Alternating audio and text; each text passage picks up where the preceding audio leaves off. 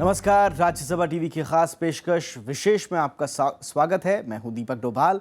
इस बार मानसून की बेरुखी के चलते देश के कई राज्य सूखे से जूझ रहे हैं। उत्तर प्रदेश में सूखे की सबसे ज्यादा मार पड़ी है। यहां राज्य सरकार ने आधे से ज्यादा जिलों को सूखाग्रस्त घोषित कर दिया है। ओडिशा, महाराष्ट्र, मध्य प्रदेश समेत कई राज्यों में कमोबेश ऐसे ही हालात हैं। पानी की कमी के चलते किसानों की रबी की फसलों से भी आस टूट चुकी है। सूखे के संकट और किसानों के सूरत हाल पर आइए देखते हैं आज का विशेष सूखे की मार।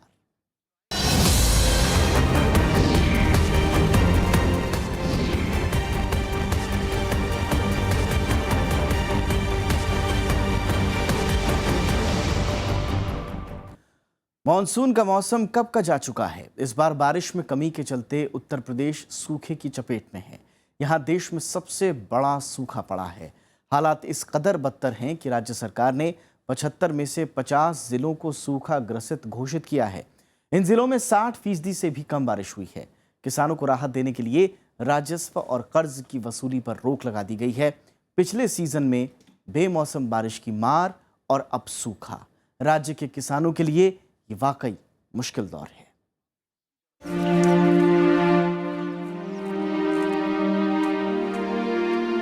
अपने सूखे खेतों को मायूसी से निहारते ये हैं रायबरेली जिले के छोटे से गांव माहौरी के किसान रामानंद।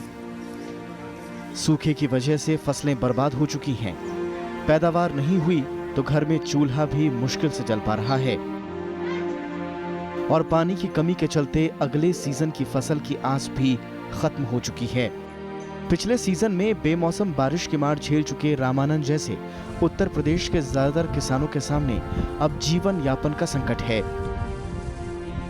दिक्कत साहब यह है कि खान पीन का कमजोरी आ गई है, फसल नहीं पैदा हुई।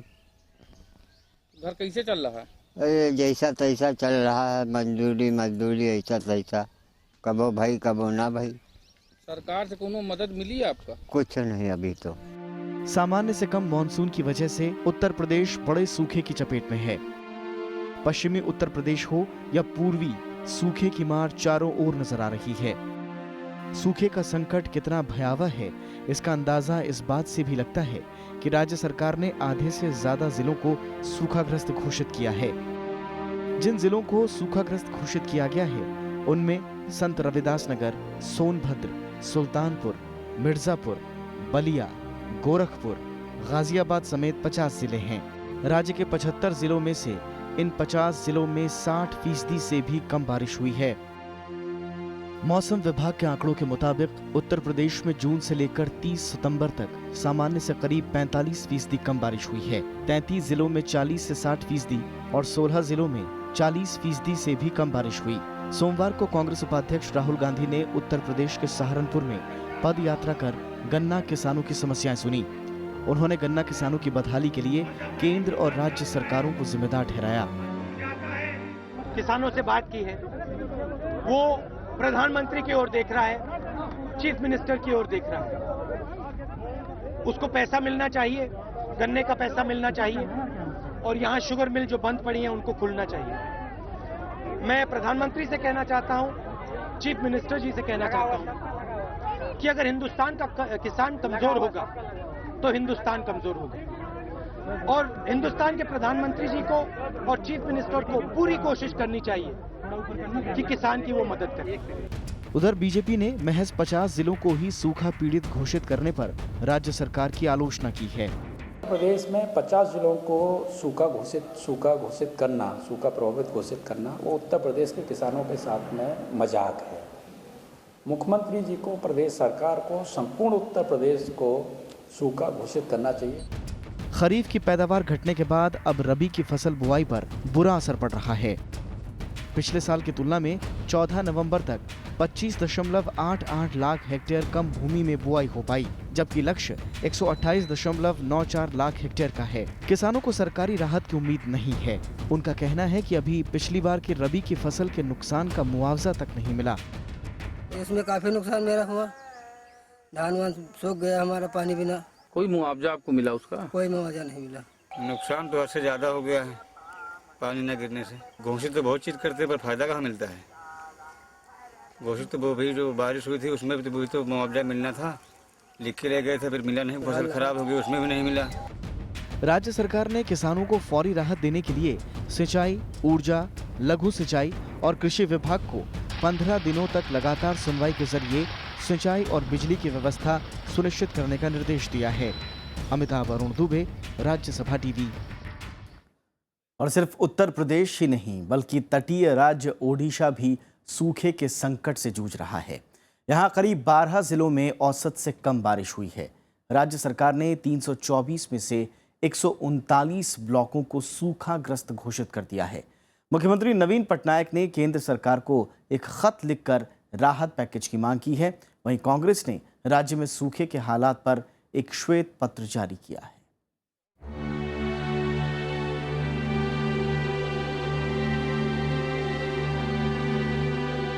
सूखे से जूझते देश के कई इलाकों की तरह ओडिशा में इस बार मॉनसून कम मेहरबान रहा। औसत से कम हुई बारिश अब किसानों के लिए मुसीबतों का सबब बन गई है। सूखे के संकट की चुनौती इस बात से जाहिर होती है कि राज्य सरकार ने 324 ब्लॉक में से 139 को सूखाग्रस्त घोषित किया है। इन ब्लॉकों में 33% या इससे ज्यादा फसलों का नुकसान हुआ है। मुख्यमंत्री नवीन पटनायक ने केंद्र सरकार को चिट्ठी लिखकर आर्थिक मदद की मांग की है। इसमें उन्होंने केंद्र सरकार से ब्याज दर में कमी करने और फसल ब्याज प्रोत्साहन की अवधि बढ़ाने का अनुरोध किया है। राज्य के बरगढ़ जिले के सोलेहा में एक किसान सम्मेलन के बाद मुख्यमंत्री ने ये चिट्ठी लिखी। नवीन पटनायक का कहना है कि ओडिशा हर दूसरे साल प्राकृतिक आपदाओं से प्रभावित होता है। पिछले 5 सालों में राज्य ने चक्रवाती तूफान, बेमौसम बारिश और सूखे जैसी आपदाएं झेली हैं, जिसकी वजह से राज्य सरकार को भारी आर्थिक नुकसान उठाना पड़ रहा है। इधर ओडिशा कांग्रेस ने राज्य में किसानों की आत्महत्या पर श्वेत पत्र जारी किया है। इसमें राज्य सरकार की अनदेखी के चलते 100 से ज्यादा किसानों की खुदकुशी का आरोप लगाया गया है। साथ ही किसानों को प्रति एकड़ 20 लाख रुपए मुआवजे और मारे गए किसानों के आश्रितों को 10 लाख रुपए मुआवजा देने की बात कही गई है। कांग्रेस ने किसानों के मुद्दे पर सर्वदलीय बैठक बुलाने की भी मांग की है। किसान के लिए कॉम्पनसेशन जो है, जो उसको सब्सिडी, कॉम्पनसेशन और एमएसपी और बोनस, उसमें सब बढ़ावा देना चाहिए। और बहुत डिस्ट्रिक्ट ड्रॉट इफेक्टेड भी है। केंद्र सरकार भी आंख मूंछ के बंद करके चुप बैठे हैं। तो एक तरफ अकाल है, एक तरफ किसान अपना फसल नष्ट होने से खुद को आत्महत्या कर रहा है। इसको रोकने के लिए हम जन आंदोलन करेंगे, सरकार को जगाएंगे। उड़ीसा में परिस्थिति बहुत संगीन है। किसानों की यहाँ मौत हो रही है। बहुत डिस्ट्रेस में, बहुत हताशा में यहाँ के किसान हैं। राज्य सरकार अपनी जवाबदेही से मुंह मोड़ नहीं सकता है। इसलिए इसको जल्द ही राज्य सरकार राजनीतिक उत्तरदायित्व को पूरा करने के लिए, जवाबदेही पूरा करने के लिए मेमोरेंडम भेजनी चाहिए केंद्र के पास। इससे पहले किसानों को राहत देते हुए गुरुवार को मुख्यमंत्री नवीन पटनायक ने किसानों को 1% की दर से कर्ज देने का ऐलान किया था। साथ ही सूखा पीड़ित 21 जिलों में धान खरीद में प्रति क्विंटल 100 रुपए की आर्थिक मदद दी जा रही है। राज्य सरकार ने 1000 करोड़ रुपए सूखे से निपटने के लिए जारी किए हैं और छोटे, मध्यम और सीमांत किसानों के लिए 1% ब्याज पर कर्ज सहायता जैसी राहतें भी शामिल की हैं। अमिताभ अरुण दुबे, राज्यसभा टीवी। और देश में सूखे की बात हो और महाराष्ट्र का जिक्र न हो, ऐसा हो नहीं सकता। पिछले 4 सालों में महाराष्ट्र ने 3 सूखे देख लिए हैं और इस बार लगातार दूसरे साल भी सूखे के हालात हैं। आलम यह है कि राज्य के 43,000 गांवों में से 35% से ज्यादा गांव सूखाग्रसित हैं।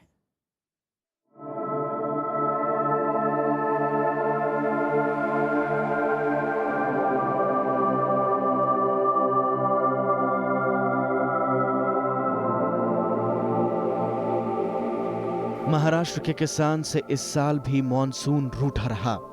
जून जुलाई में मॉनसून के बादल विदर्भ और मराठवाड़ा में महज कुछ छींटें बरसा के चले गए।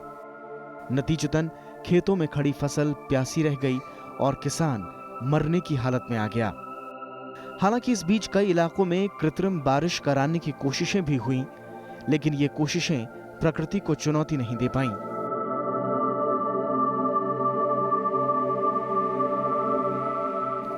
कुल मिलाकर इस बार महाराष्ट्र में साल भर में महज 59.4% ही बारिश रिकॉर्ड की गई। 7 जिलों में तो 25 से 50%, जबकि 16 जिलों में 50 से 75% बारिश हुई। बेहद कम बारिश से खरीफ और रबी की फसलों पर खासा असर पड़ा और 21 जिलों की 53.1 लाख हेक्टेयर पर फसल बर्बाद हो गई। आलम यह रहा कि राज्य सरकार ने 15,747 गांवों में सूखे की घोषणा कर दी।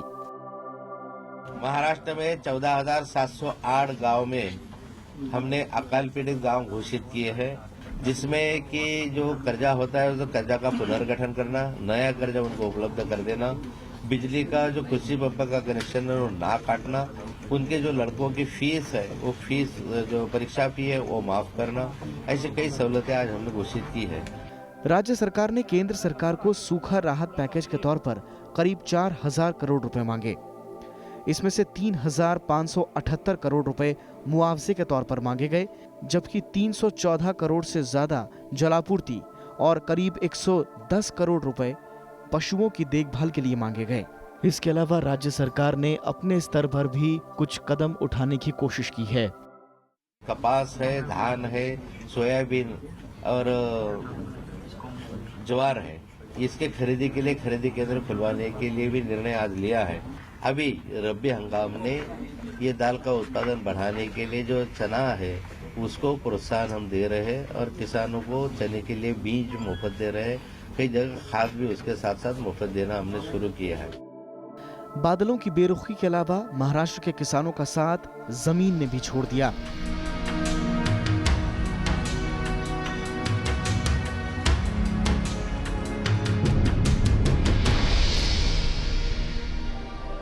राज्य सरकार के आंकड़ों के मुताबिक पिछले 5 सालों में राज्य के 13,571 गांवों में भूजल कम हुआ है। इसमें से 4,189 गांवों में भूजल औसत से 3 मीटर नीचे चला गया है। राज्य सरकार का अनुमान है कि अप्रैल 2016 में 10,615 गांवों में सिंचाई तो छोड़ दीजिए, पीने की पानी की भी किल्लत हो जाएगी। इन सब हालातों के बाद राज्य में सूखे पर सरकार को घेरते हुए महाराष्ट्र में विपक्षी दलों ने प्रधानमंत्री से सूखाग्रस्त इलाकों का दौरा करने की मांग की। हालांकि केंद्र की ओर से सूखाग्रस्त इलाकों का दौरा करने के लिए 20 और 21 नवंबर को 2 दिनी दौरे पर एक टीम भेजी गई, जो 15 दिन के भीतर अपनी रिपोर्ट सौंपेगी। लेकिन पिछले साल दिसंबर, इस साल मार्च और अगस्त में भी ऐसी ही केंद्रीय टीमें राज्य का दौरा कर चुकी हैं, जबकि केंद्रीय कृषि मंत्री राधा मोहन सिंह भी महाराष्ट्र का दौरा कर चुके हैं और हालात जस के तस हैं। राज्य में विपक्ष ने दावा किया है कि पिछले 1 साल में राज्य में 3,000 से ज्यादा किसान आत्महत्या कर चुके हैं। दीपक डोभाल, राज्यसभा टीवी। और देश में सूखा कुछ राज्यों तक ही सीमित नहीं है, बल्कि धीरे धीरे ये देश के बड़े हिस्से को अपनी चपेट में ले रहा है। इस वक्त देश के 676 जिलों में से 302 सूखे की चपेट में हैं। इनमें से कई राज्य तो ऐसे हैं जिन्होंने केंद्र से मदद तक नहीं मांगी है।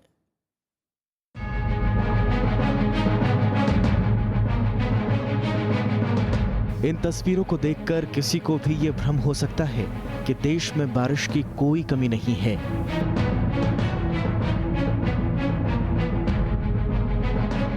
लेकिन हकीकत कुछ और ही है।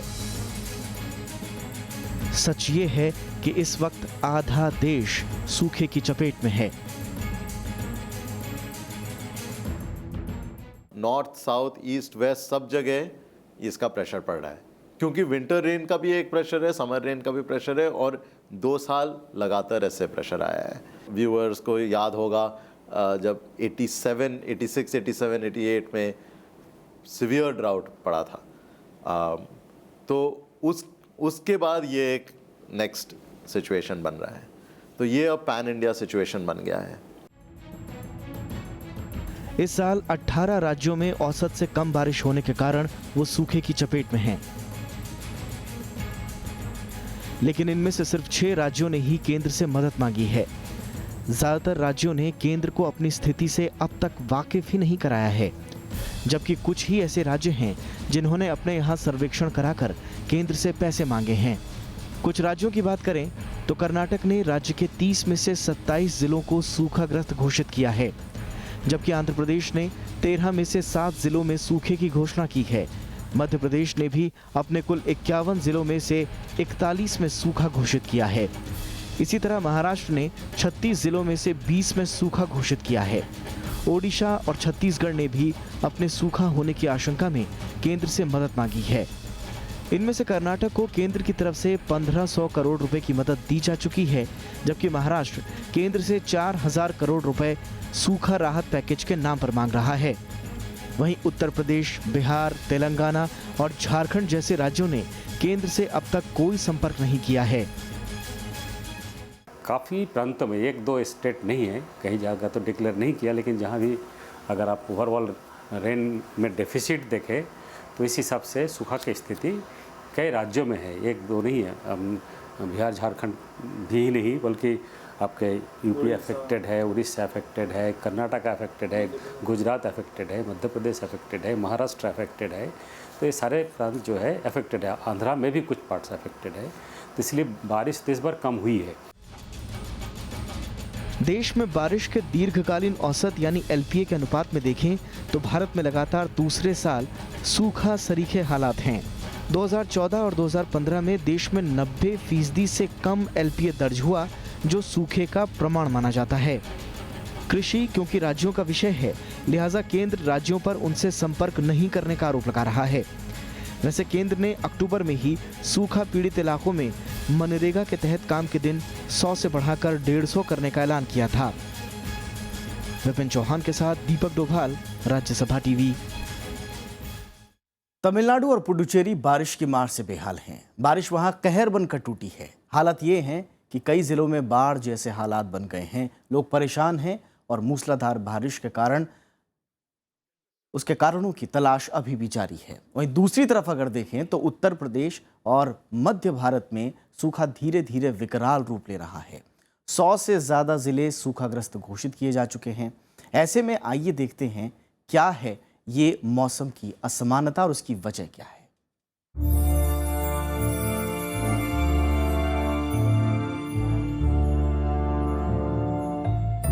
जुलाई से लेकर सितंबर के बीच जब मानसून रूठा तो सूखे का अनुमान चौतरफा जाहिर होने लगा। अब खरीफ की फसलें कट चुकी हैं, लेकिन खेतों से जितनी फसल पहली बार निकलनी चाहिए थी उसका बड़ा हिस्सा बर्बाद हो गया। उत्तर प्रदेश से लेकर तेलंगाना तक और मध्य प्रदेश से लेकर महाराष्ट्र तक यही कहानी है। मौसम विभाग ने इस सूखे की बाबत पहले ही चेतावनी जारी कर दी थी। सितंबर में जब मानसून लौटने लगा तो रही सही कसर भी पूरी हो गई, यानी जो किसान आसमान की तरफ बारिश के इंतजार में टकटकी बांधे थे, उनकी जमीन बूंद बूंद के लिए तरस गई। इस साल 14% कम मानसून दर्ज हुआ। नतीजा अब सामने है। खरीफ का क्रॉप्स में काफ़ी नुकसान हुआ एक तो, और खरीफ के साथ साथ रबी का भी नुकसान कैसे हो गया कि सितंबर अक्टूबर में अगर सॉइल में अच्छा मॉइस्चर ना हो, सितंबर अक्टूबर में बारिश होती है तभी अगले सीजन मतलब कई महीने तक सॉइल में अच्छी मॉइस्चर रहती है, और वो मॉइस्चर बड़ा क्रिटिकल है रबी फसलों के बुआई के लिए और ग्रोथ के लिए, विकास के लिए, और उसमें भी कमी रह गई। तो खरीफ का भी नुकसान हुआ, साथ साथ रबी का भी फसल का नुकसान हुआ। कम बारिश के चलते खरीफ की फसलें चौपट हुईं और अब रबी की फसलों के लिए भी माकूल बारिश नहीं हो रही। देश में सिंचाई की जद में बमुश्किल 40% जमीन है। ऐसे में खेती लायक जमीन का बड़ा हिस्सा सीधे सीधे मानसून पर निर्भर है।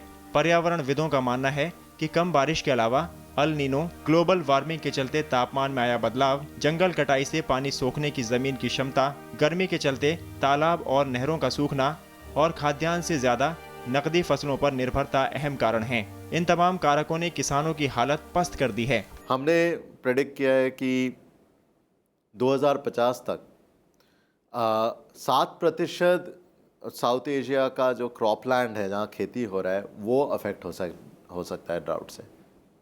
जिस हिसाब से हमारे ग्रीन हाउस गैसेस वायुमंडल में जा रहे हैं और उसका जो ग्रीन हाउस इफेक्ट होएगा, उससे जो इम्पैक्ट होएगा बारिश पे और वाटर अवेलेबिलिटी पे, 7% क्रॉपलैंड ड्राउट से अफेक्ट हो सकता है। सूखे का ये सिलसिला असल में 1 साल से जारी है। इस साल की शुरुआत में जब रबी की फसलें कटने के लिए खेत में तैयार थीं, तो बेमौसम बरसात और ओलावृष्टि सारी उम्मीदों पर कहर बनकर टूटी। जून जुलाई में अच्छी बारिश के चलते इस साल 998 लाख हेक्टेयर जमीन पर फसल बोई गई। ऐसा लगा कि रबी फसल से निराश हुए किसानों को अच्छी पैदावार मिलेगी, लेकिन बुआई और रोपनी के बाद जब खेतों में फसल खड़ी हुई तो बारिश ने साथ छोड़ दिया। मराठवाड़ा से लेकर पंजाब और हरियाणा से लेकर बिहार तक यही मंजर देखने को मिला। अब खरीफ की फसलें कट चुकी हैं और किसान एक बार फिर खुद को ठगा हुआ महसूस कर रहे हैं। मानसून का जो 14% कम हुआ है, उससे ये खरीफ क्रॉप भी अफेक्ट होएगा। पिछले साल भी अफेक्ट हुआ है। अब अगले साल अगर फिर से प्रेशर आए तो ये सीज़न आफ्टर सीज़न जब ये बढ़ता जाता है तो ये सिर्फ इंडिविजुअली नहीं देखा जा सकता, ये पूरे एक एग्रीकल्चर सिस्टम पे प्रेशर आ जाता है और उसका फिर एक स्टेट फाइनेंसेस पे भी प्रेशर आ जाता है। सूखे की मार से सबसे ज्यादा किसान बदहाल हैं, लेकिन परेशान वो भी हैं जिनका सीधे सीधे खेती से कोई लेना देना नहीं है। सूखे के कारण जमीन सूख गई और जल स्तर और ज्यादा गिर गया, लिहाजा कई इलाकों में पीने के पानी का संकट भी सामने आया है। खेतों से जब सामान्य मात्रा में फसलें बाजार तक नहीं पहुंची तो खाद्यान्न की कीमतों में भी बढ़ोतरी होने के आसार हैं। दाल, प्याज और टमाटर की आसमान छूती कीमतों से लोग पहले ही बदहाल हैं। उस पर सूखे ने लोगों की परेशानियां और बढ़ा दी हैं। ये नहीं कि सरकार के पास इन्फॉर्मेशन नहीं था, सरकार ने तत्परता भी दिखाया कि कॉन्टीजेंसी प्लान है, ICRs का अगर साइंटिस्ट का हेल्प लेके, और अपना सिस्टम डिलीवरी सिस्टम को भी कह दिया कि नहीं आप इस तरह से इंतज़ाम करो सीड सप्लाई का। लेकिन प्रैक्टिकली फील्ड में जाकर देखे तो सीड सप्लाई इनएडिक्वेट था मोस्ट प्लेसेस में, और इसके चलते मेरा अनुमान है कि खरीफ का प्रोडक्शन ही मेरे ख्याल से 15-16 मिलियन टन कम होगा। हाल के दिनों में सूखे के ज्यादा मामले देखने को मिले हैं। 1997 के बाद सूखा प्रभावित इलाकों में 57% की बढ़ोतरी देखने को मिली है। 1966 से लेकर 2000 के बीच 10 बड़े सूखों का भारत गवाह बना है और 21वीं सदी में कम से कम 3 बार ऐसे हालात सामने आए। ऐसे में पर्यावरणविदों के एक तबके का मानना है कि मॉनसून के अलावा जलवायु परिवर्तन इसका बड़ा कारण बनता जा रहा है। विपिन चौहान के साथ ब्यूरो रिपोर्ट, राज्यसभा टीवी। और सूखे की मार से देश के कई राज्य बुरी तरह से प्रभावित हैं। धीरे धीरे मंजर और खराब होते जा रहा है। ऐसे में किसान अब सरकार से मदद की गुहार लगा रहे हैं। केंद्र और राज्य सरकारों ने हालात के मुताबिक कई योजनाओं पर काम भी शुरू कर दिया है, लेकिन सूखे पर राजनीतिक खींचतान भी लगातार तेज होती जा रही है। भारत में करीब 39% आबादी खेती पर निर्भर है, यानी अगर खेती की सूरत बिगड़ी तो करीब 65 करोड़ आबादी को जीने के लाले पड़ जाते हैं। यही कारण है कि साल दर साल किसानों की आत्महत्या के मामले बढ़ते जा रहे हैं। राष्ट्रीय अपराध रिकॉर्ड ब्यूरो के मुताबिक सिर्फ 2014 में 5650 किसानों ने आत्महत्या की। देश भर की कुल आत्महत्याओं का ये 4.5% आंकड़ा है। कर्ज, फसल बर्बादी और दिवालियापन इनकी बड़ी वजह थी। सबसे ज्यादा महाराष्ट्र, तेलंगाना, मध्य प्रदेश, छत्तीसगढ़ और कर्नाटक में किसान आत्महत्या के मामले देखे गए। इस साल भी आत्महत्याओं का सिलसिला बरकरार रहा। कारण तकरीबन वही हैं जो बीते वर्ष थे। कॉटन के साथ पंजाब में क्या हुआ, कितने फार्मर सुसाइड कर लिए, क्यों कर लिए कि कॉटन में एक ठीक से टाइमली रेनफॉल नहीं हुआ, और साथ साथ वो इस तरह का क्लाइमेटिक वेरिएशन के चलते नया पेस्ट ने अटैक किया बीटी कॉटन को। अभी तो बीटी कॉटन अगर है अमेरिकन बॉलवर्म से रेजिस्टेंट है, लेकिन कोई दूसरी चीज़ अगर आ जाती है जैसे वाइट फ्लाई वगैरह आया या मिलीबाग वगैरह आया, कुछ और पेस्ट अटैक कर दिया, तो उससे उनको रिहा नहीं मिलता है। जिन राज्यों में सूखे के हालात विकराल हैं, वहां सरकारों ने आनन फानन में नए कदम उठाने शुरू किए हैं। ओडिशा सरकार ने 1000 करोड़ रुपए सूखा राहत के तौर पर जारी किए। इसके अलावा न्यूनतम समर्थन मूल्य से 100 रुपए ज्यादा हर क्विंटल अनाज पर सहायता देने का ऐलान भी किया गया है। हालांकि कांग्रेस ने इसे बढ़ाकर 300 रुपए करने की मांग की है। झारखंड सरकार ने सूखे से निपटने के लिए 1398 करोड़ रुपए के राहत पैकेज की घोषणा की है। वहीं सूखे की मार झेल रहे महाराष्ट्र ने केंद्र सरकार से 4330 करोड़ रुपए के राहत पैकेज की मांग की है। छत्तीसगढ़ सरकार ने भी सूखे के हालात को देखते हुए केंद्र से 4000 करोड़ रुपए का पैकेज मांगा है। राहत राशि की मांग धीरे धीरे और राज्यों में भी बढ़ती जा रही है। उत्तर प्रदेश में 1/3 फसल बर्बाद हो चुकी है। वहीं छत्तीसगढ़ और मध्य प्रदेश में दिन ब दिन सूखा प्रभावित जिलों और कस्बों की संख्या लगातार बढ़ती जा रही है। राहत पैकेज को लेकर सत्ताधारी पार्टी और विपक्ष के बीच तकरार भी उसी अनुपात में बढ़ रही है।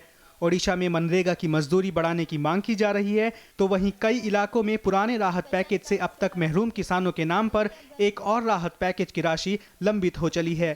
Bureau report, Rajya Sabha TV.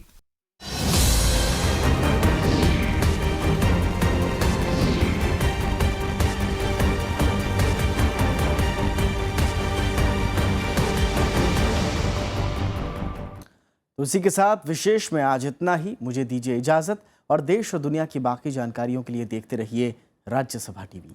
नमस्कार।